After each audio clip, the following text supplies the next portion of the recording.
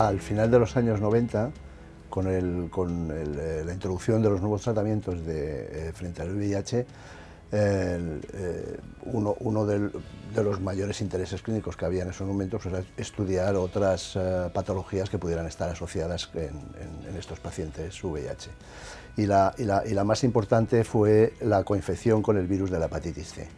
Aunque la coinfección con este virus no tenía un efecto muy importante en la evolución de la enfermedad causada por el VIH, al contrario sí que ocurría. El VIH y muy probablemente la inmunodeficiencia asociada a la infección por este virus, lo que sí hacía es que el curso de la enfermedad del virus de la hepatitis C se viera acelerada y estos pacientes evolucionaban al daño hepático mucho más rápido que los pacientes que no estaban infectados con el VIH. Y esta fue la razón por la que en estos años el laboratorio decidió crear un grupo de coinfección del VIH y el virus de la hepatitis C.